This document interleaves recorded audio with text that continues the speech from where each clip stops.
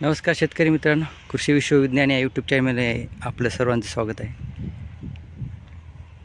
आज जो शेवगा आहे आपला, तो शेवगाला आज आपल्या 80 दिवस झालेले आहेत. आपण थंडीमध्ये लागवड केली होती, त्यामुळं वाढ तेवढी काही जास्त नाही आणि थंडी खूप असल्यामुळं आपल्याला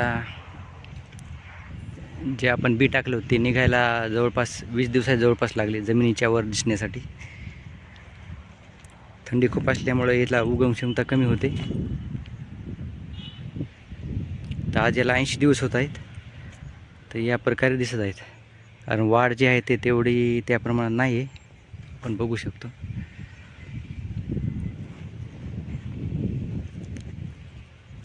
याला आज जे आपण आहेत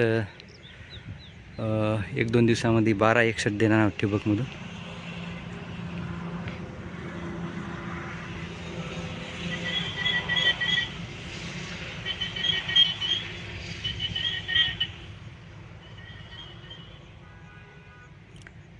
वाढ जी आहे ते 1 फूटच्या आतच आहेत सर्व झाडं. कोणते 6 इंच, 8 इंच, 1 फूट.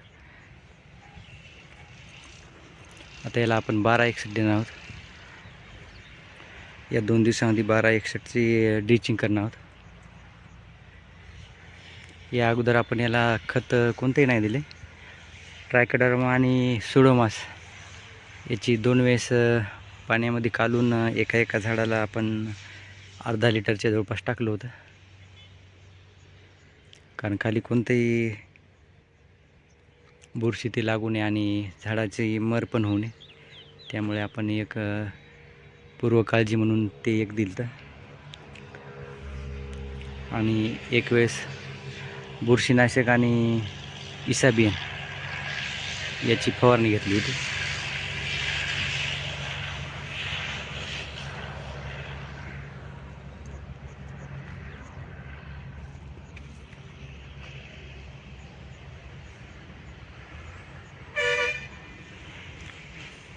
तसंच आपण जे शेवग्याच्या मध्ये आहे, तर आपल्याला ही मिरची रोप दिसत आहे.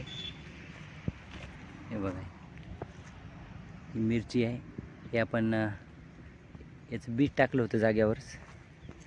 या 2 ओळीमध्ये मिरचीचं बी टाकलं होतं महिन्याखाली. तर ते आता एक इथं एवढे झालेले आहेत.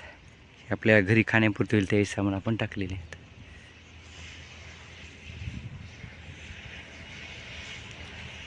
तर जे शेवगा शेतकरी आहेत त्यांना एक माझे सांगणं आहे की आपण जे काही नियोजन करत असाल, कारण मी शेवगामध्ये नवीन आहे, त्यामुळे तुमच्याकडे जर शेवगा आहे ज्याला अनुभव आहे 3 वर्ष 5 वर्ष झाले आहेत, ते जर व्हिडिओ बघत असेल तर त्यांनी पण मार्गदर्शन करावे. कारण नवीन असल्यामुळे काही चुका होऊ शकतात. एखादं नियोजन पण चुकू शकतं. त्यामुळे त्यांनी पण मला कॉमेंट्समध्ये सांगावे की बाबा काय करावे काय नाही, कधी खत द्यावे. त्यामुळे मला पण त्यांची मदत होईल. तर असं मित्र, पुढील व्हिडिओमध्ये भेटूच. तोपर्यंत जय जवान जय किसान. चॅनल आवडल्यास लाईक करा आणि शेअर करा.